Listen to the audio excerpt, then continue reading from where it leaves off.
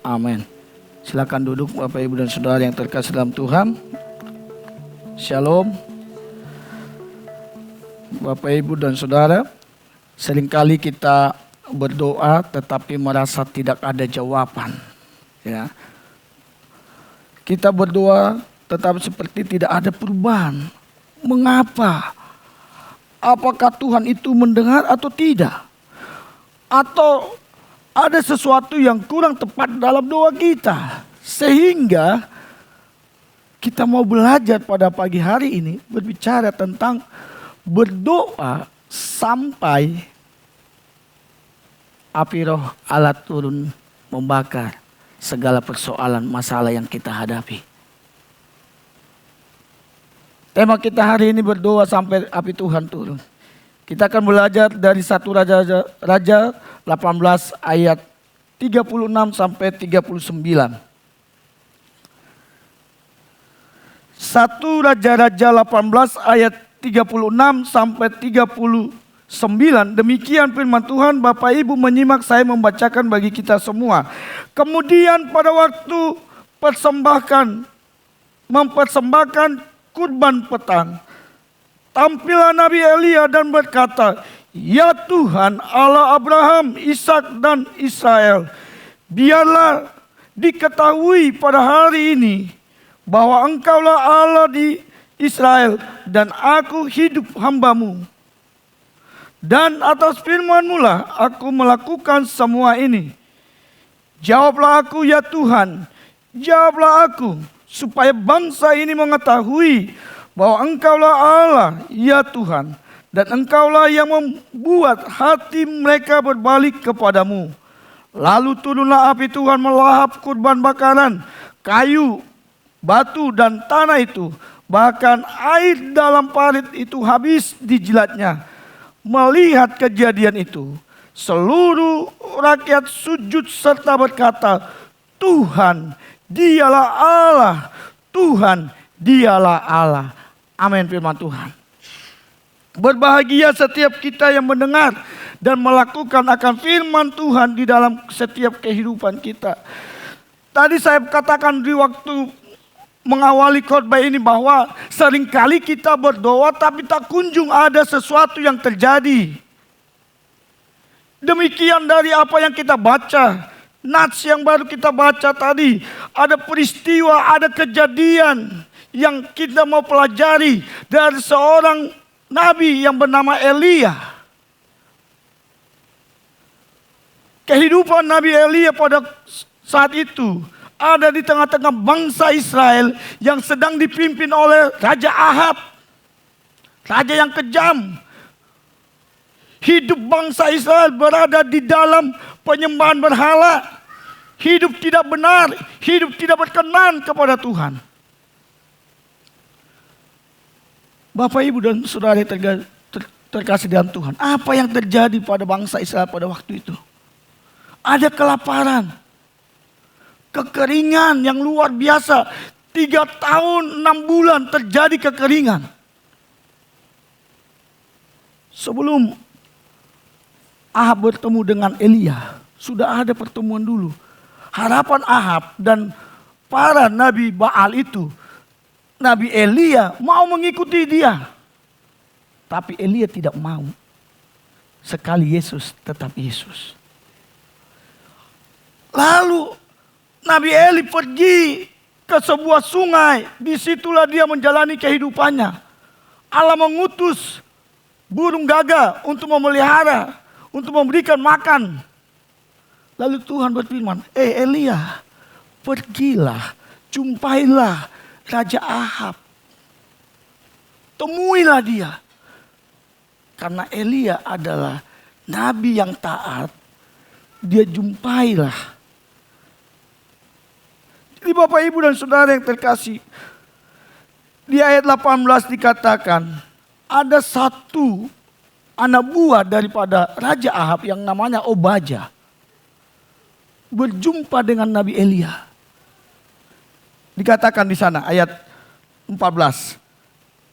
Sekarang mengapa engkau berkata, pergilah katakan kepada tuanmu Elia, kepada Tuhanmu, Elia ada di sini.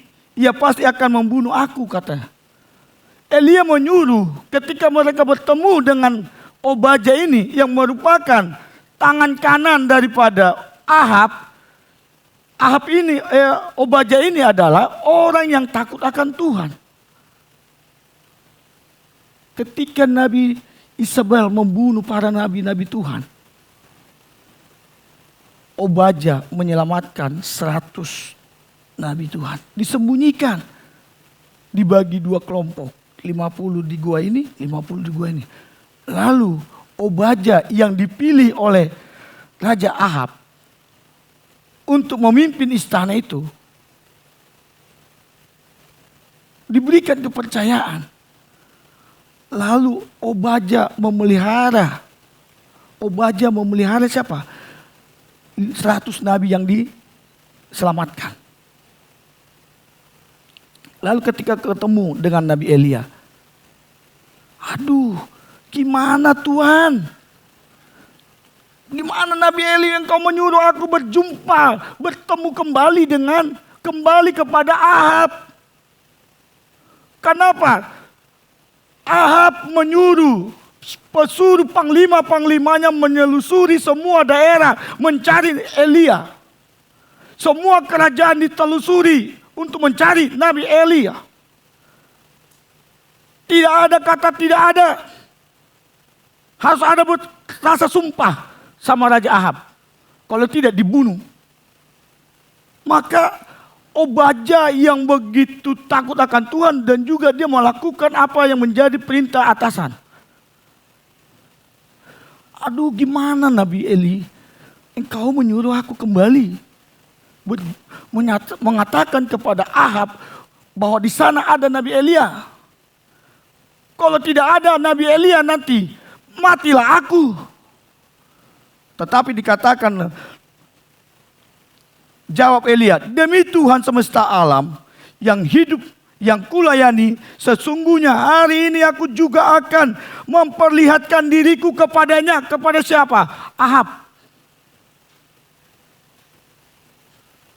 Obadja yang orangnya adalah orang yang hidup takut akan Tuhan. Tetapi dia masih takut mendapatkan hukuman kematian itu.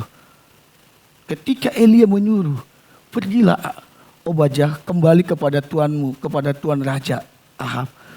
Aduh, gimana ya? Kalau saya kembali, nyatanya Nabi Eli nggak ada, matilah saya. Tapi saya katakan, demi Allah semesta alam, aku akan mempertemukan, aku akan datang menjumpai dia. Lalu pergilah Obadja menjumpai raja. Ketika disampaikan itu, Obadja pun segera bergegas untuk apa? Bertemu dengan Nabi Elia. Lalu Obadja pergi menemui Ahab dan memberitahukan hal itu kepadanya. Ahab pun pergi menemui Elia. Ketika Ahab melihat Elia, ia berkata kepadanya, engkaukah itu orang yang mencelakakan Israel? Ayat 18. Jawab Eli kepadanya, bukan aku yang mencelakakan Israel, melainkan engkau dan kaum keluargamu. Kamu telah meninggalkan perintah-perintah Tuhan dan engkau ini telah mengikuti para Baal. Kita mau belajar. Raja Ahab mengikuti para Baal itu. Mereka mau mencari Allah yang sejati. Mereka mau mencari Allah yang benar. Sehingga Bapak Ibu dan Saudara, Elia memberikan tantangan kepada Raja Ahab. Aku akan tunjukkan Allah yang benar itu. Allahnya Baal atau Allah yang kusembah itu. Lalu Elia memberikan perintah kepada Ahab. Memberikan pesan kepada Raja Ahab untuk segera mengumpulkan semua para Baal itu dan para rakyat Israel itu. Berkumpul di suatu tempat dan menyediakan kambing lembu sebagai korban bakaran. Saya akan tunjukkan Allahnya para Baal atau Allahnya Israel. Lalu sepakat. Pergilah Raja Ahab memberikan perintah, kumpul semua para nabi. Lawannya Elia. Elia hanya sendiri, tapi lawannya 450 para Baal, nabi Baal. Rasa takut tidak ada dalam diri Nabi Elia. Karena dia percaya Allah itu Allah yang benar. Dia bertindak sesuai dengan kehendak Tuhan. Dia melakukan apa yang menjadi kehendak Tuhan. Ketika Elia diperintahkan Tuhan, Elia pergi temui Raja Ahab. Dia pergi. Dia percaya tuntunan Tuhan atas dirinya. Maka dia berani menantang. Kumpulkan semua rakyat bangsa Israel dan para nabi Baal yang begitu banyak, 450 orang banyaknya. Sedangkan Eli hanya sendiri. Para rakyat gak percaya. Bapak, Ibu, dan saudaraku yang terkasih di dalam Tuhan. Hidup kita di dalam kebimbangan. Ketika ada persoalan, ketika ada masalah, kita meragukan akan kuasa Tuhan. Kita tidak percaya bahwa Allah itu Allah yang sejati. Kita tidak percaya Allah itu Allah yang benar. Dengarkan firman Tuhan. Bangsa Israel sudah mendapatkan pengajaran, pengalaman yang luar biasa. Tapi mereka meragukan akan kuasa Allah. Di dalam ayat 36 itu tadi dikatakan, kemudian pada waktu mempersembahkan kurban petang, tampillah Nabi Elia dan berkata, ya Tuhan Allah Abraham, Ishak dan Israel, biarlah diketahui pada hari ini bahwa Engkaulah Allah di Israel dan aku ini hamba-Mu.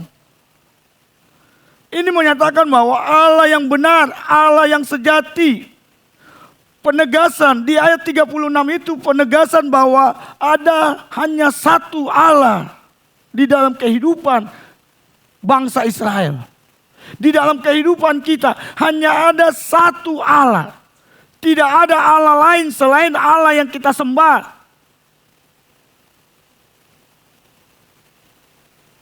Kita melihat ketika dikumpulkan Bapak Ibu, kita buktikan. Sesudah lewat tengah hari, di ayat 28. Di ayat 28-nya kita lihat apa yang dilakukan oleh para Baal. Mereka pun memanggil dengan suara keras dan menoreh-noreh dirinya dengan pedang dan tombak seperti kebiasaan mereka sehingga darah mereka bercucuran. Sesudah lewat tengah hari mereka seperti kesurupan sampai waktu mempersembahkan korban petang. Tetapi tidak ada suara dan tidak ada yang menjawab, tidak ada yang tanggap. Tetapi Elia berkata kepada seluruh rakyat, mendekatlah kepadaku. Seluruh rakyat mendekat kepadanya. Lalu ia memperbaiki mezbah Tuhan yang telah diruntuhkan. Elia mengambil 12 batu. Menurut jumlah suku keturunan Yakub yang kepadanya telah datang firman Tuhan. Engkau akan dinamai Israel. Ia mendirikan batu itu dan menjadikan mezbah demi nama Tuhan, dan di sekeliling mezbah itu ia membuat parit yang dapat membuat 2 sukat benih. Ia menyusun kayu api, memotong-motong lembu itu dan menaruhnya di atas kayu. Mulailah sesudah tadi para nabi Baal membuat 2 kambing lembu tadi, satu untuk Baal, satu untuk Nabi Eli. Tak kunjung dari pagi, siang, sore mereka berdoa. Elia berkata, saya buat peraturan. Peristiwanya demikian. Saya buat peraturan.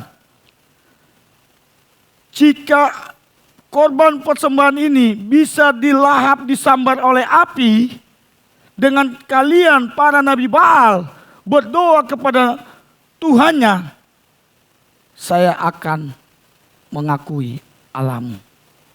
Ini tantangan yang dihadapi. Bagaimana tadi dikatakan di ayat 28. Sampai mereka kerasukan, sampai mereka melakukan sesuatu yang tidak pantas. Hanya untuk memohon kepada Allah orang Baal itu. Supaya persembahan mereka dibakar. Tapi tak kunjung. Bahkan Nabi Elia mengejek mereka lebih keras lagi. Mungkin dia tidur, mungkin dia lagi merenung. Lebih keras lagi, hai para Baal. Kenapa? Karena Elia tahu bahwa Allah yang dia sembah adalah Allah yang benar. Allah yang hidup, Allah yang tidak pernah ingkar janji di dalam kehidupannya. Perjalanan Nabi Elia, kalau kita baca dalam kitab Raja-Raja ini, ketika diutus, sudah sungai itu kering. Pertama, bukan kepada Ahab yang disuruh Allah, kepada siapa? Janda yang ada di Sarpat. Sudah kering air sungai itu. Lalu Tuhan bilang, Nabi Eli, pergilah ke janda Sarpat. Perjalanan hidupnya, dia taat selalu. Sehingga Allah memperhatikan setiap seruannya. Elia mengenal siapa Allah yang dia taati. Elia mengenal siapa Tuhan yang dia sembah. Sehingga dia berani melawan. Berani menantang orang-orang Baal tadi. Para Baal tadi. Orang Baal begitu menata dengan bagus persembahannya. Tapi tak disambar oleh api. Padahal Elia hanya sederhana doanya.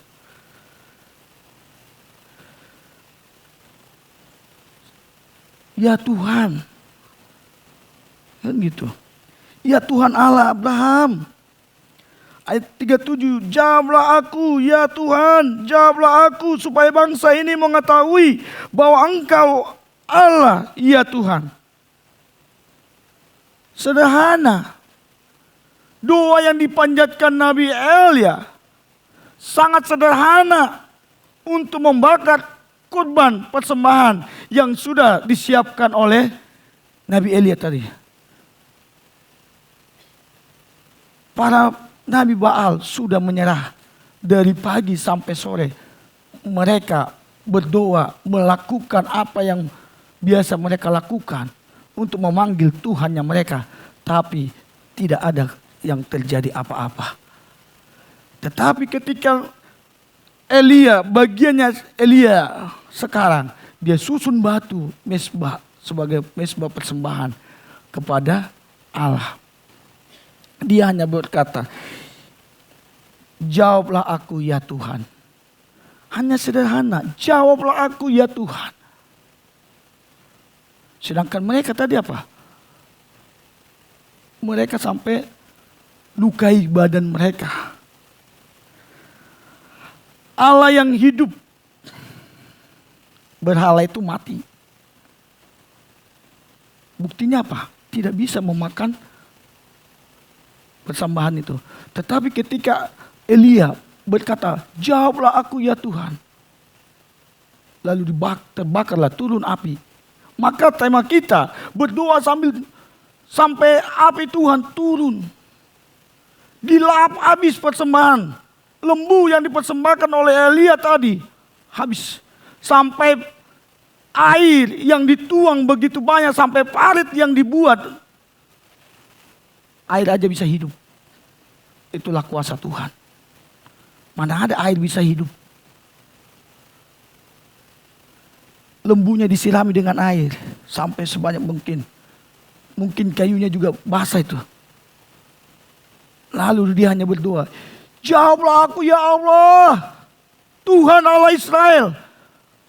Disambar itu persembahannya, diterima oleh Tuhan. Lalu tercenganglah mereka melihat. Bapak Ibu dan Saudara, terkadang dalam kesulitan kita, persoalan kita membuat kita undur daripada Tuhan. Ketika belum dijawab, kita berkata, Tuhan itu di mana? Ketika belum dikabulkan, kita menyalahkan Tuhan. Saya tidak mau ibadah. Saya tidak mau doa. Kenapa? Saya sudah melakukan bagian itu. Saya sudah berdoa, saya setia. Tapi apa? Tapi Elia, dia percaya Tuhan Allah yang benar.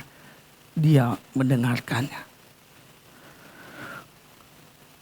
Ya Tuhan Allah Abraham, ini merupakan seruan daripada Elia. Doa yang berkuasa didasari pada pengenalan akan siapa Allah yang kita sembah.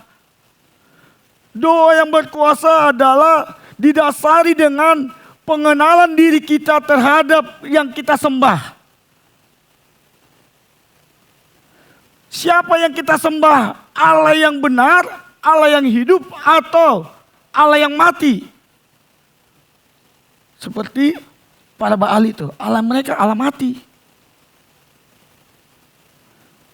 Kita bisa melihat kuasa doa ketika kita mengenal pribadi yang kita sembah itu adalah pribadi yang kita percaya. Elia tidak berdoa untuk menunjukkan kehebatannya sendiri, melainkan agar Tuhan dipermuliakan. Allahnya Abraham, Ishak, Yakub dinyatakan di tengah-tengah bangsa Israel itu. Dia tidak menunjukkan ketenarannya, dia tidak menunjukkan kehebatannya, dia tidak menunjukkan kenabiannya. Tetapi dia mau menyatakan kebesaran Allah, Allah orang Israel. Bapak, Ibu, dan Saudara yang terkasih dalam Tuhan, kita berdoa dengan landasan pengenalan akan identitas Allah yang setia pada janjinya. Orang boleh mengingkari janji, tapi Allah kita tidak pernah ingkar janji. Kita bagaikan biji mata Tuhan. Engkau berharga di mataku, kata Allah. Kalau kita berharga di mata Tuhan, siapakah kita? Kita hanyalah debu tanah. Apakah Elia itu orang yang hebat? Enggak. Coba kita buka dalam Yakobus 5 ayat 17.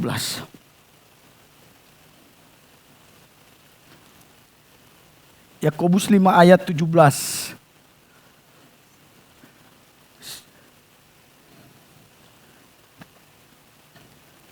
Yakobus 5 ayat 17 dikatakan demikian. Elia adalah manusia biasa sama seperti Tuhan.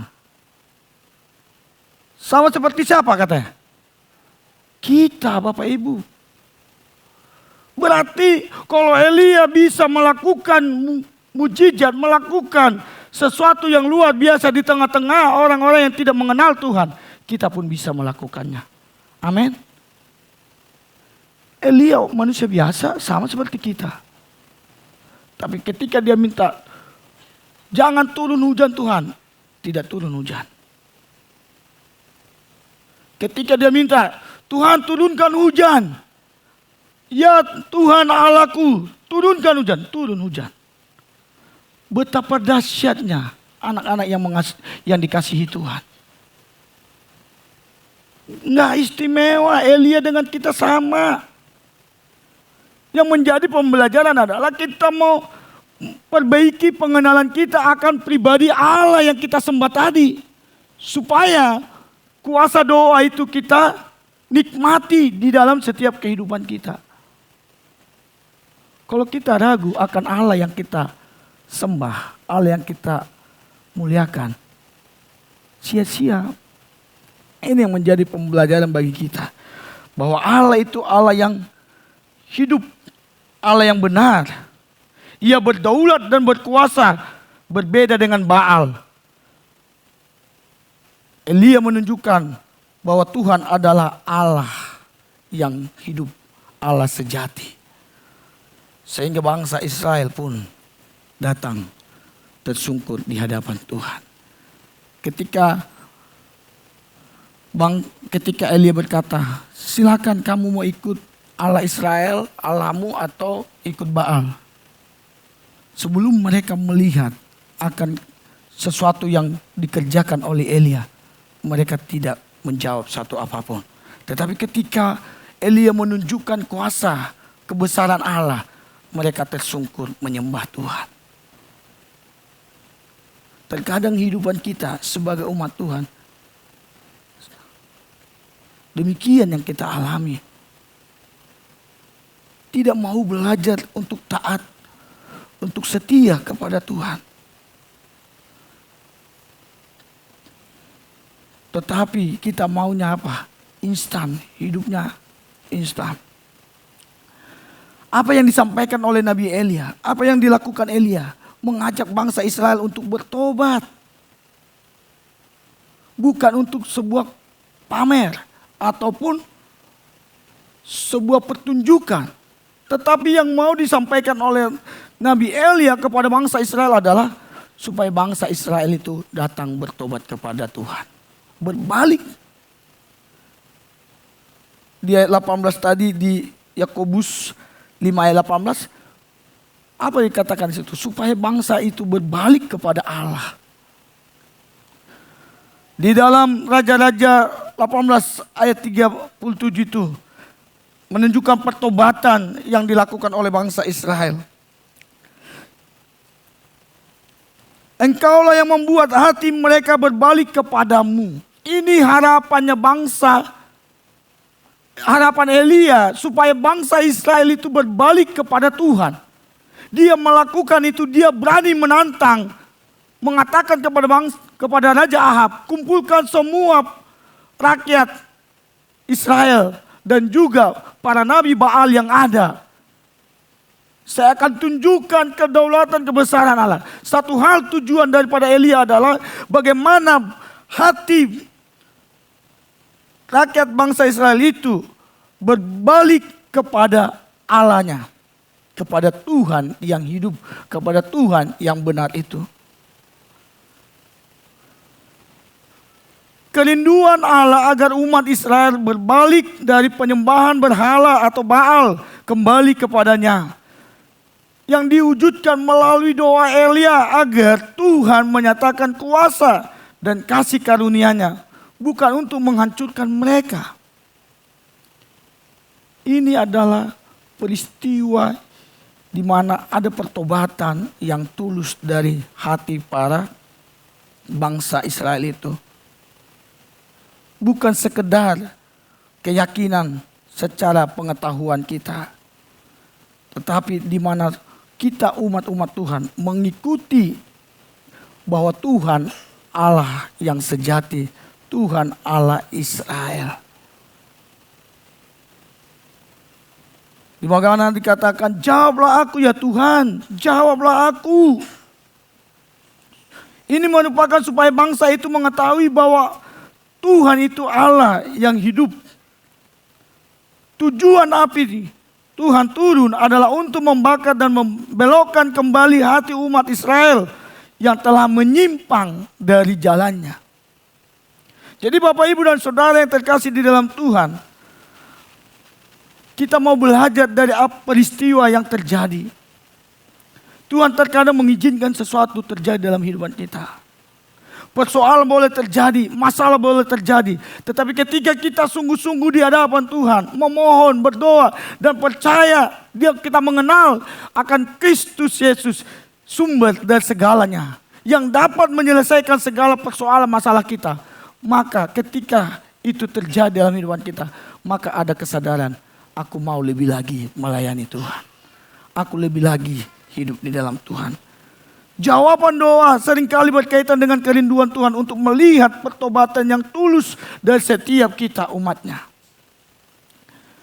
Sebagaimana dikatakan Ibrani 11 ayat 6 dikatakan, barang siapa berpaling kepada Allah, ia harus percaya bahwa Allah itu ada.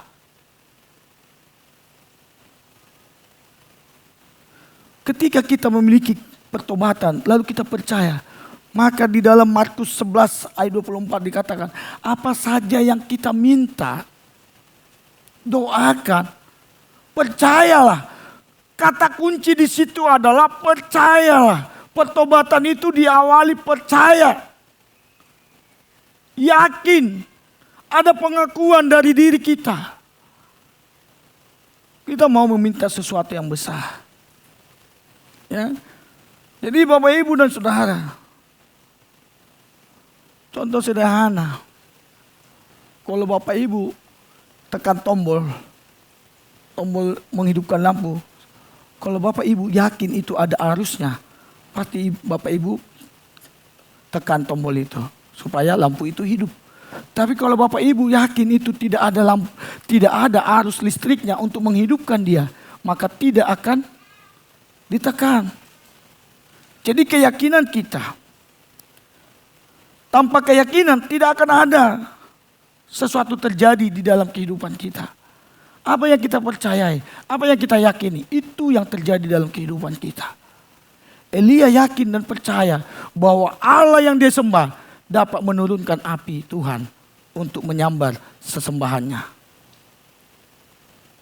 Maka dia berani menantang para Nabi Baal itu. Jadi Bapak Ibu dan Saudara, dirindukan pertobatan. Bertobat, sadari siapa Tuhan kita. Sadari bahwa Allah yang kita sembah itu adalah Allah yang hidup, Allah yang berkuasa, Allah yang dapat menyelesaikan segala persoalan masalah yang kita hadapi. Tidak ada yang mustahil bagi dia. Semua dapat dia kerjakan.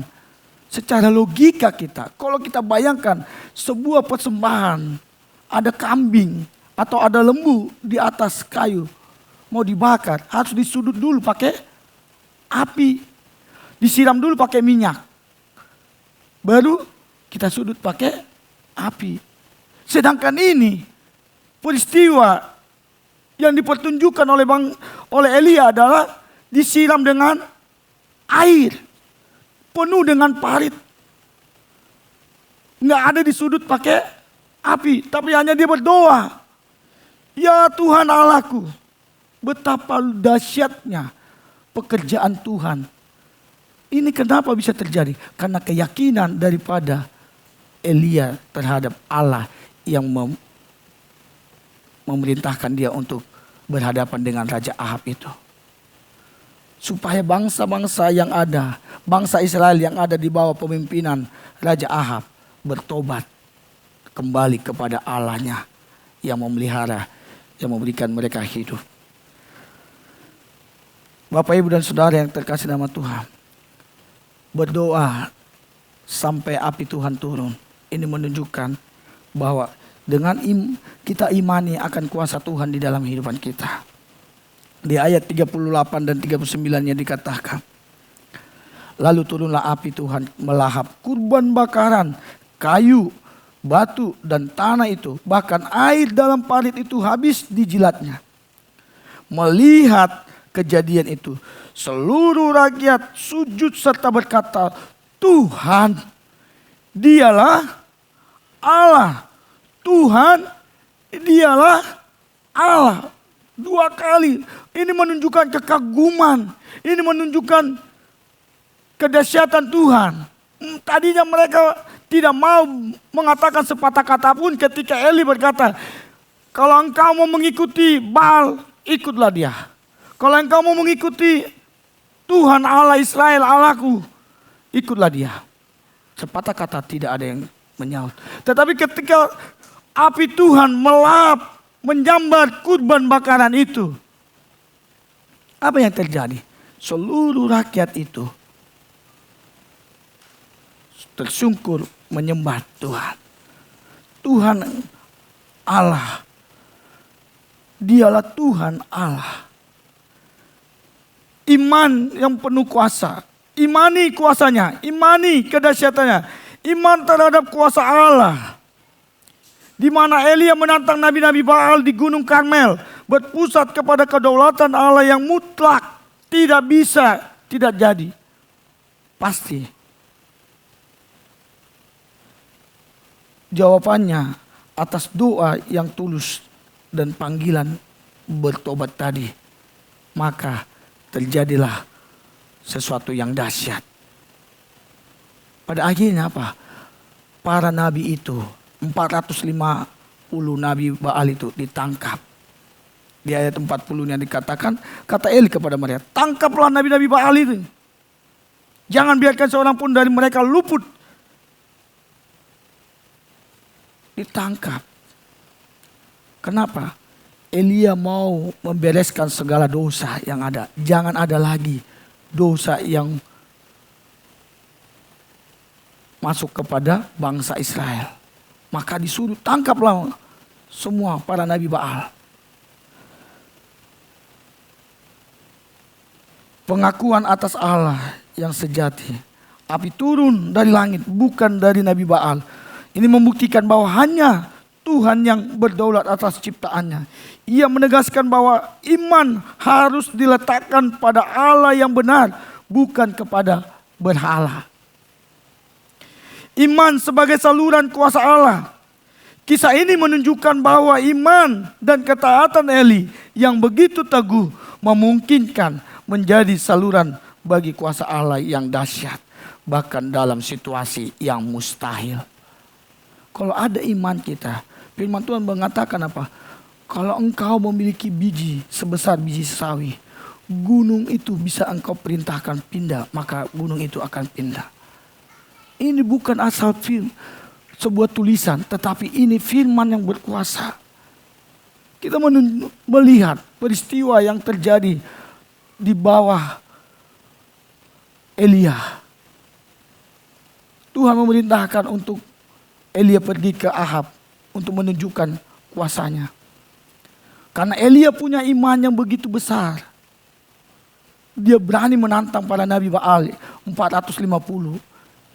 Dia percaya bahwa Tuhan tidak akan pernah mempermalukan hamba-hambanya.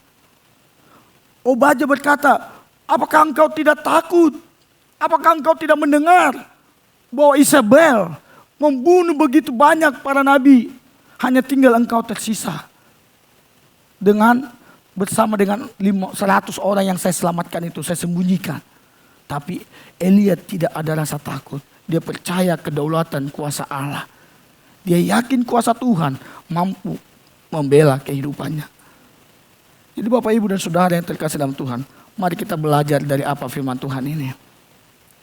Firman Tuhan mengajarkan kita untuk mengandalkan Tuhan dalam kehidupan kita. Berdoalah sampai api Tuhan turun. Artinya berdoalah terus menerus sampai Tuhan menjawab setiap doa dan permohonan kita. Bagaimana supaya doa kita dijawab oleh Tuhan? Kita tadi pertama adalah pertobatan. Yang pertama Allah ada pengakuan, pengenalan akan Tuhan. Yang kedua, ada pertobatan dalam diri kita. Yang ketiga, imani kuasa Tuhan di dalam setiap kehidupan kita. Maka seberat apapun pergumulan kita, doa kita, pasti Tuhan jawab. Mungkin Bapak Ibu dan Saudara menggumuli anak. Digumuli tapi tak ada perubahan. Tak ada pertobatan. Tetapi ketika kita terus berdoa, kita akan melihat suatu saat anak itu akan mengalami suatu perubahan, suatu pertobatan di dalam kehidupannya. Jadi Bapak Ibu dan Saudara yang terkasih dalam Tuhan, 3 hal inilah yang menjadi fokus kita.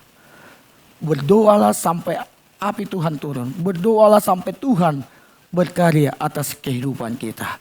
Jangan pernah tergoda, jangan pernah terpengaruh dengan tawaran-tawaran yang ada di sekitar kita. Dunia menawarkan begitu nyamannya hidup. Tetapi kita hanya fokus kepada Tuhan, Sang Pencipta, Sang Berkuasa di dalam kehidupan kita. Tuhan Yesus memberkati. Kita berdoa.